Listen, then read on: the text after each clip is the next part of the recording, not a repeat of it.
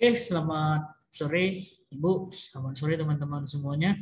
Kenalkan, nama saya Diki dengan NIM 192-1183 yang pada sore hari ini akan melakukan presentasi mengenai materi mengelola sumber daya manusia dan materi mengenai analisis pesaing. Sebelum itu, pertama-tama saya akan menjelaskan apa itu sumber daya manusia.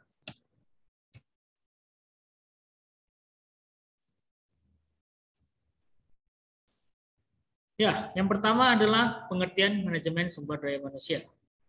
Manusia atau karyawan menjadi motor penggerak kegiatan sebuah usaha. Maka perlu dikelola secara profesional.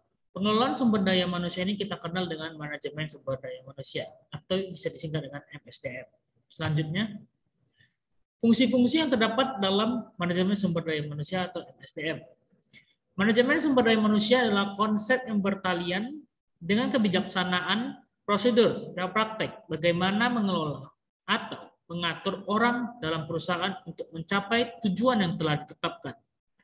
Selanjutnya, fungsi manajerial kegiatan MSDM itu ada 8. Yang pertama adalah analisis jabatan, yang kedua adalah perencanaan sumber daya manusia, yang ketiga adalah pengadaan karyawan, yang keempat adalah pelatihan dan pengembangan, yang kelima adalah kompensasi, yang keenam perencanaan karir, yang ketujuh keselamatan dan kesehatan, dan yang kedelapan pemutusan hubungan kerja.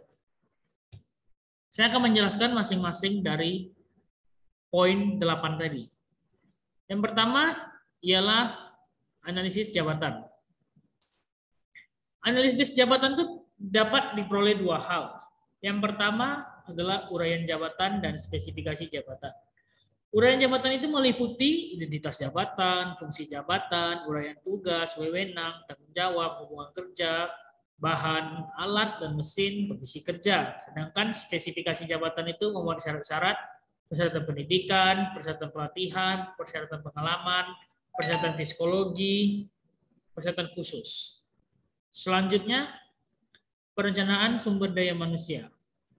Perencanaan sumber daya manusia yaitu perencanaan tenaga kerja diperlukan perusahaan karena beberapa pertimbangan seperti yang pertama memenuhi kebutuhan karyawan baru karena adanya pembukaan cabang baru atau pendirian usaha baru. Yang kedua adanya karyawan yang keluar karena pensiun atau keluar sendiri atau dikeluarkan perusahaan dan pertimbangan lainnya. Selanjutnya adalah pengadaan karyawan. Pengadaan karyawan merupakan perencanaan tenaga kerja yang dibuat. Perlu direkrut dan ditarik segera mungkin. Oleh karena itu, kegiatan pengadaan karyawan ini meliputi penarikan, seleksi, dan penempatan. Yang selanjutnya adalah pelatihan dan pengembangan. Sebelum ditempatkan, perlu terlebih dahulu diberikan pelatihan dengan tujuan untuk membiasakan mereka bekerja pada lingkungan perusahaan. Selanjutnya, pihak manajemen perlu melaksanakan fungsi pengembangan terhadap karyawan yang sudah bekerja sebelumnya melalui pendidikan dan pelatihan dengan tujuan agar mereka dapat meningkatkan pengetahuan mereka dan keterampilan mereka. Selanjutnya, kompensasi. Kompensasi merupakan sebuah imbalan yang diterima oleh karyawan sebagai balas jasa untuk kerja mereka. Pada umumnya balas jasa terdiri dari upah, tunjangan perumahan, kesehatan, hari tua, insentif, dan premi. Selanjutnya adalah perencanaan karir. Perencanaan karir itu adalah perjalanan kerja seorang selama berada di perusahaan. Seorang karyawan dapat merencanakan karirnya sejak mulai bekerja sampai berhenti dengan bekerja. Selanjutnya, keselamatan dan kesehatan. Keselamatan dan kesehatan kerja merujuk pada kondisi fisik dan mental karyawan akibat lingkungan kerja, meliputi penyakit dan kecelakaan kerja, serta kondisi psikologis atau mental pekerja. Sedangkan selanjutnya ialah pemutusan hubungan kerja atau yang sering disebut dengan PHK. PHK itu disebabkan oleh 5 hal. Yang pertama karena memang sudah memasuki masa pensiun. Yang kedua karena melakukan kesalahan maka dia dilakukan pemecatan. Yang ketiga dia meminta pengunduran diri. Yang keempat pensiun dini dan yang kelima adalah meninggal dunia. Sekian presentasi dari materi analisis sumber daya manusia. Selanjutnya saya akan melakukan presentasi materi analisis pesaing. Analisis pesaing. Kita dapat mempelajari beberapa hal dari analisis pesaing. Yang pertama, kita harus mengetahui apa itu pengertian dari pesaing. Persaingan berasal dari kata saing, yang berarti berlomba atau mengatasi atau pendahulukan. Kata lain yaitu usaha untuk memperhatikan keunggulan masing-masing yang dilakukan, baik perseorangan ataupun badan hukum, dalam bidang perdagangan, produksi, pertahanan, dan sebagainya. Pesaing adalah perusahaan yang menghasilkan atau menjual barang dan jasa yang sama atau mirip dengan produk yang ditawarkan.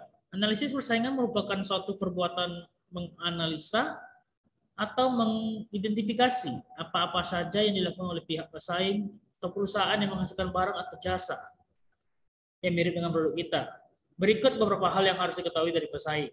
Yang pertama ialah kelengkapan mutu, desain, dan bentuk produk. Sedangkan yang kedua, harga yang kita tawarkan. Yang ketiga, atau yang terakhir ialah saluran distribusi atau lokal atau lokasi cabang yang dimiliki promosi yang dijalankan. Selanjutnya, saya akan menjelaskan mengenai identifikasi pesaing. Identifikasi pesaing itu berguna untuk mengetahui jumlah dan jenis pesaing serta kekuatan dan kelemahan yang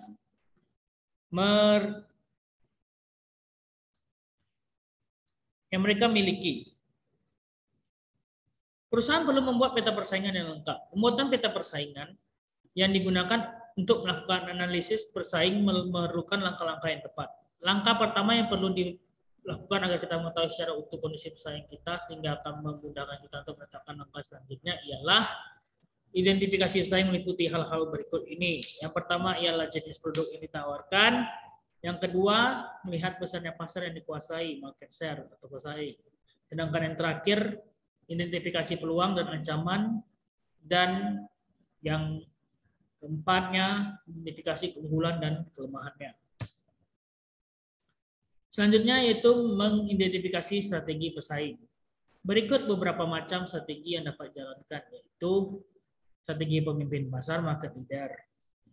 Pemimpin pasar adalah perusahaan yang menguasai pangsa pasar sebesar 40%. Perusahaan yang dominan selalu ingin tetap menjadi nomor satu. Hal ini mendorong perusahaan agar melakukan hal berikut. Perusahaan harus menemukan cara untuk mengembangkan jumlah permintaan keseluruhan. Perusahaan harus menjaga tingkat pasar yang dikuasainya dengan cara bertahan ataupun menyerang dengan baik. Lalu perusahaan dapat mencoba meningkatkan pangsa pasarnya. Sedangkan yang kedua adalah strategi menantang pasar. Penantang pasar adalah perusahaan yang menguasai pangsa pasar sebesar 30%. Pada dasarnya, penyerang dapat memilih salah satu jenis perusahaan. Perusahaan menyerang pemimpin pasar, pilihan ini paling berisiko, tapi bisa merupakan strategi yang banyak menghasilkan dan benar-benar masuk akal bila pemimpin pasar tidak memenuhi kebutuhan pasar dengan sempurna. Sedangkan yang selanjutnya, perusahaan menyerang perusahaan yang regional atau yang kita sebut dengan yang lebih kecil, di mana perusahaannya kurang berhasil atau kekurangan dana. Ya, selanjutnya itu ada strategi pengikut pasar. Terdapat 4 strategi umum yang bisa kita manfaatkan, yaitu pengadaptasi atau kita sebut dengan adaptor, peniru atau kita sebut dengan imitator, pengklan atau kita sebut dengan cloner, pemalsu kita sebut dengan counterfeiter. Yang pertama adalah adaptor. Merupakan perusahaan yang mengambil dan mengadaptasi maupun memodifikasi produk market leader.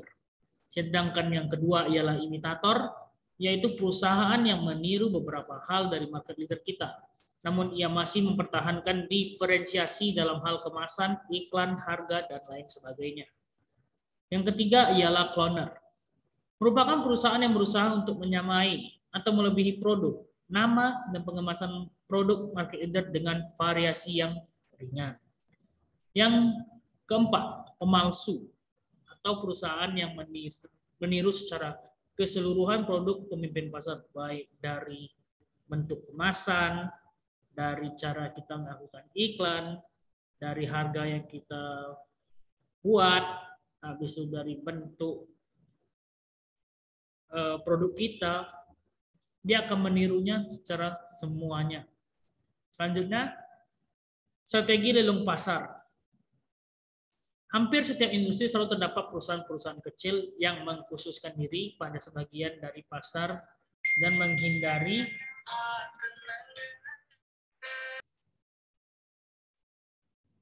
sehingga tidak dipedulikan oleh perusahaan-perusahaan tersebut. Relung pasar adalah strategi pemasaran yang pemilihan pasarnya ditunjukkan kepada pasar yang lebih sempit. Perusahaan dengan strategi jenis ini mencoba masuk ke satu atau lebih celah-celah pasar yang aman dan menguntungkan. Satu relung atau celah pasar yang ideal akan memiliki beberapa ciri sebagai berikut. Yang pertama ialah memiliki luas cukup besar dan daya beli yang cukup agar bisa menguntungkan. Yang kedua ialah memiliki potensi untuk berkembang. Yang ketiga diabaikan oleh perusahaan besar. Yang keempat, perusahaan memiliki keterampilan sumber daya untuk memenuhi kebutuhan relung pasar tersebut secara efektif.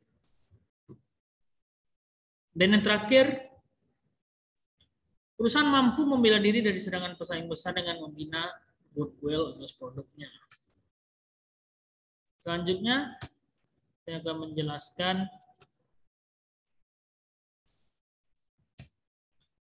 analisis SWOT. SWOT merupakan singkat panjangan dari Strength, Weakness, Opportunities, dan Threat. Kekuatan dan kelemahan. Identifikasi kekuatan dan kelemahan dapat dilakukan melalui tahap berikut. Yang pertama adalah mencari dan mengumpulkan data tentang segala sesuatu yang berhubungan dengan sasaran, strategi, dan kinerja pesaing. Yang kedua, mencari tahu kekuatan dan kelemahan pesaing baik dalam hal keuangan, sumber daya manusia, teknologi, ataupun dalam hal letak atau posisi di pasar. Yang kedua, mengetahui market share yang dikuasai oleh pesaing serta tindakan yang dilakukan pesaing terhadap pelanggan, peluang dan ancaman. Langkah yang perlu dilakukan adalah menganalisa semua faktor di luar organisasi yang mungkin mempengaruhi kegiatan. Analisa eksternal akan membantu dalam mengidentifikasi peluang dan ancaman yang terkait dengan event. Penting sekali memusatkan perhatian pada masing-masing ancaman atau sebuah event saat menjalankan perencanaan untuk memastikan keberhasilan event tersebut. Selanjutnya, terdapat strategi-strategi kontingensi, yaitu ancaman yang diputuskan untuk direspon dengan suatu strategi kontingensi adalah ancaman yang dapat dikurangi pengaruhnya dengan perencanaan. Sebagai contoh, jika cuaca buruk adalah ancaman bagi event di luar ruangan, maka bisa menetapkan cara untuk menanganinya dengan cara menunda event atau dipindahkan acara melalui menjadi indoor. Habis itu ada analisa in-depth dan strategi pengembangan. Ancaman yang diputuskan untuk direspon dengan analisa ini adalah semua ancaman yang memiliki kemungkinan paling besar untuk mempengaruhi event, faktor-faktor teknologi, pesaing, dan legislatif. Adalah contoh ancaman yang mungkin memerlukan analisa dan strategi pengembangan yang lebih detail. Selanjutnya, identifikasi reaksi pesaing. Maksudnya adalah bagaimana pola dan strategi pesaing dalam merebut segala yang ada, dan bagaimana perusahaan mampu melakukan terobosan baru dalam rangka mengungguli pesaing yang ada. Bentuk-bentuk reaksi umum dari pesaing yang itu ada 4. Yang pertama ada pesaing yang santai, pesaing yang selektif, pesaing harimau, dan pesaing stokastik atau pesaing tidak terduga. Masuk dari pesaing yang santai adalah pesaing yang tidak bereaksi dengan cepat terhadap tindakan atau serangan dari pesaing lain. Sedangkan pesaing selektif yaitu pesaing yang bereaksi terhadap serangan tertentu. Habis itu pesaing harimau yaitu pesaing yang bereaksi dengan gesit dan kuat terhadap pesaing serangan dari pesaingnya. Selanjutnya adalah pesaing stokastik, yaitu pesaing yang tidak menunjukkan pola reaksi yang dapat diramalkan, atau dia bisa melakukan kegiatan yang secara tiba-tiba atau spontanitas begitu. Selanjutnya, strategi menghadapi pesaing. Itu ada strategi produk, strategi penetapan harga. Strategi produk itu adalah segala yang ditawarkan di pasar dengan atribut seperti warna, kemasan, prestis perusahaan, serta pelayanan perusahaan yang diberi konsumen untuk dapat memberikan pemuas kebutuhannya. Selanjutnya adalah strategi penetapan harga. Strategi penetapan harga ini merupakan suatu strategi bagi seorang penjual untuk mengadakan pembedaan penawaran produknya dari pesaing, sehingga penetapan harga salah satu bagian penting dalam pemasaran. Penetapan harga dalam menghadapi pasar antara lain Yang pertama, penetapan harga sama dengan harga pesaing. Yang kedua, penetapan di atas harga pesaing. Yang ketiga, penetapan harga di bawah pesaing. Dan yang keempat, beberapa harga yang ditetapkan untuk suatu barang, penjual melihat dari suatu pangkal tolak yang disebut dengan orientasi. Ada 4 macam orientasi, yaitu orientasi pada harga pokok atau cost, orientasi pada permintaan pasar, orientasi pada persaingan, dan kombinasi. Yang masuk daripada orientasi pada harga pokok atau cost. Dalam menetapkan harga dengan orientasi pada harga pokok, sekarang seorang pengusaha selalu menanyakan terlebih dahulu berapa harga pokok, biaya pembuatan, pembelian, baru nanti menetapkan harga jualnya. Sedangkan orientasi pada permintaan pasar, ini melihat harga-harga di pasar dan kekuatan permintaan pasar. Berapakah kira-kira banyak barang yang dibutuhkan dan berapa kira-kira kemampuan untuk membayar. Jika ditaksir permintaan kuat, maka harga ditetapkan relatif tinggi. Jika perbedaan berbeda-beda keinginannya, maka pembeli dapat memberikan harga berbeda-beda atau yang bisa disebut dengan harga diskriminasi. Yang ketiga itu adalah orientasi pada persaingan. Orientasi pada persaingan itu yang dilihat oleh penjual bukan harga pokok ataupun permintaan pasar terlebih dahulu, tetapi berapakah harga yang ditetapkan oleh pesaingnya. Ada 2 cara yang dapat dilakukan, yaitu mengikuti harga yang sedang berlaku di pasar pesaingnya atau harga yang ditetapkan lebih rendah daripada yang ditawarkan oleh pesaing. Yang keempat ada kombinasi, yaitu melihat kepada ketiga-tiganya, baik biaya pembuatannya, permintaan pasar, dan persaingan yang ada. Jadi kalau kombinasi ini kita harus melihat di antara 3 yang di atas tadi, dari harga pokoknya, permintaan pasarnya, dan pada permintaan persaingan yang ada. Itu harus kita melihat dulu terhadap 3 itu, baru kita bisa menggunakan teknik kombinasi. Selanjutnya, strategi promosi.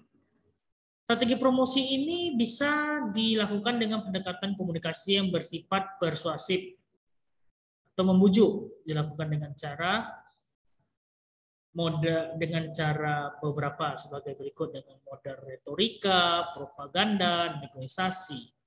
Masuk dari model retorika itu adalah suatu model atau cara seseorang berbicara di hadapan suatu kelompok, misalnya berpidato, salesman. Habis itu ada modal propaganda, merupakan suatu cara pencari pendukung oleh seseorang atau lembaga. Habis itu ada modal negosiasi, yaitu suatu perundingan antara seseorang negosiator dengan negosiator lainnya. Masing-masing berusaha untuk mengusahakan pihaknya. Strategi distribusi. Untuk menyalurkan barang-barang konsumsi yang ada berapa jenis saluran distribusi yang digunakan, yaitu ada 0 stack, 1 stack, 2 stack, 3 stack. Yang pertama ada 0 stack, yaitu saluran distribusi langsung ke konsumen. Habis itu ada yang namanya 1 stack, itu saluran distribusi produsen ke pengecer konsumen. Habis itu ada 2 stack, itu produsen ke pedagang besar ke pengecer ke konsumen. 3 stack itu saluran melalui agen. Selanjutnya kesimpulan. Kesimpulan yang dapat saya simpulkan dari presentasi materi analisis pesaing pada sore hari ini ialah pesaing adalah perusahaan yang menghasilkan atau penjual barang dan jasa yang mirip atau sama dengan produk ditawarkan. Analisa pesaing merupakan suatu perbuatan menganalisa ataupun mengidentifikasi apa-apa saja yang dilakukan oleh pihak pesaing atau perusahaan yang menghasilkan barang atau jasa yang mirip dengan produk kita. Sekian presentasi saya mengenai materi analisis pesaing pada sore hari ini. Jika terdapat kesalahan, saya mohon maaf. Sekian, terima kasih dan selamat sore Ibu-ibu dan teman-teman sekalian.